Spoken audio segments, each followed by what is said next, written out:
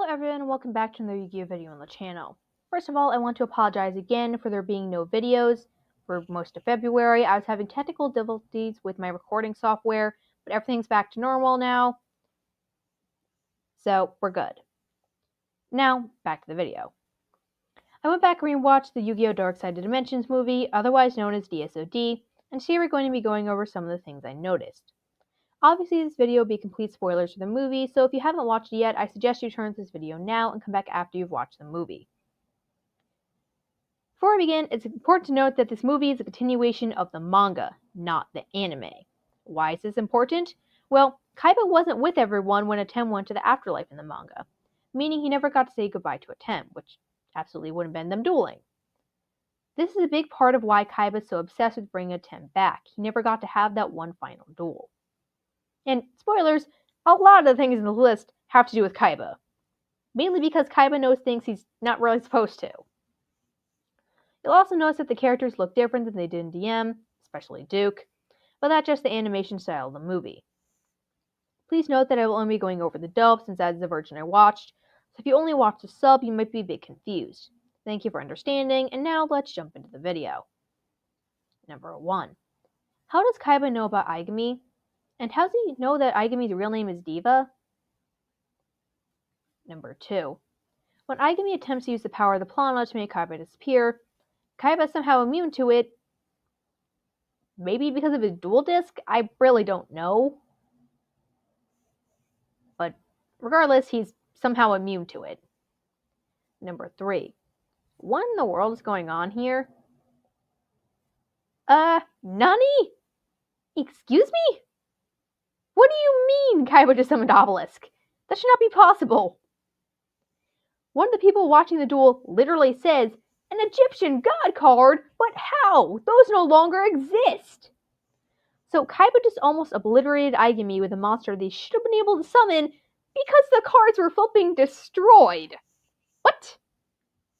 Number 4. You knew. This is impossible. Is Yami Bakura back? They defeated him already. He was destroyed. Number 5. What? Did Atem just save Joey from... What? How?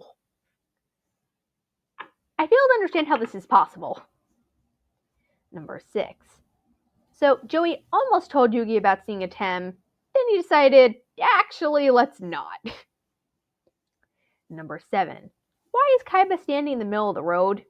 Even with all your tech, dude, it's usually not a good idea. Number 8. How did Kaiba know that Yugi has a piece of the Millennium Puzzle? Did he sneak a camera into Yugi's house? Number 9. Did Kaiba steal the box from Yugi's house? Is that how he got it? Because he leaves it behind when he flies off. So, what I'm seeing is Kaiba snuck a camera into Yugi's house, and then broke into Yugi's house and stole the box. Okay, Kaiba. Sure. You can do whatever you want, apparently. Number 10. Did Sarah just teleport Yugi? I understand being able to teleport herself because power of the pawn and everything, but teleporting somebody else? Yeah then. Number 11. Did Yugi just threaten Kaiba in front of an entire stadium of people? Wow, dude. You got guts. Number 12. And again, with the faces. Honestly, this is just a running gag in Yu-Gi-Oh! Number 13. Sarah just called the Planet Cube the 8th Millennium item. If you watch DM, you should know how huge this is. Number 14. The dual disc that Kaiba gives Yugi seems to be a different model than the one Kaiba has, interestingly enough. Number 15. When Yugi plays Spiritual Swords of Revealing Light, the card description says to pay 1,000 life points. However, Yugi then says he has to pay 2,000 life points. And it doesn't actually show the life point gauge, just Yugi getting shocked, so no idea how many life points he just lost. Number 16. Is Kaiba actually concerned about Yugi? For everybody out there, there's your proof. Kaiba cares about somebody besides himself and his brother. There's your proof. Number 17. How did Atem come back? I have to admit, though, the scene is really cool. And speaking of this scene, when Atem shows up, he summons the Dark Magician. Except, it doesn't show up as the Dark Magician. It shows up as Mahad. Which, okay then. Kind of makes sense, but definitely interesting. Also, I'd just like to say that I definitely prefer the Dark Magician design from DM over the design in DSoD. So, yeah. How about you guys? Let me know in the comments down below. Which one you prefer? Number 19.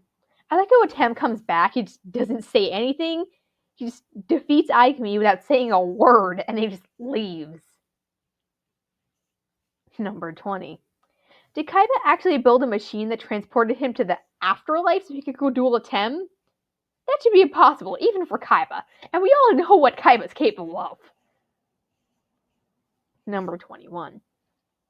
Why is there this bright light over the throne? We all know it's Atem sitting there.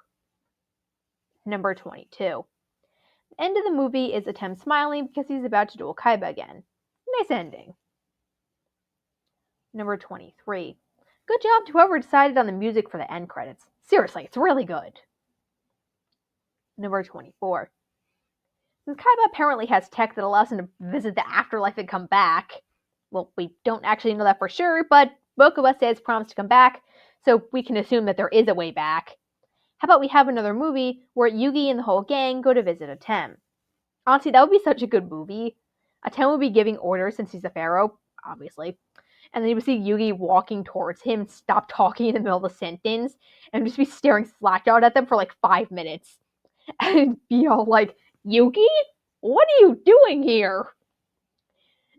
And the plot of the movie could be like, someone's preventing them from going back, so they have to like figure out how to repair the transport or something. That would be a really cool movie, let's be honest. Number 25. This isn't technically from the movie, but I found this picture in Google Images, and with a little editing, yeah, this is pretty much the theme of the entire movie. And with that wraps up everything from the DSoD movie. What did you think of the movie? Did you like Aigami as a villain as much as I do? Let me know what you guys thought in the comments down below. Don't forget to leave a like on the video and subscribe to the channel if you haven't already done so, and as always, have a great day.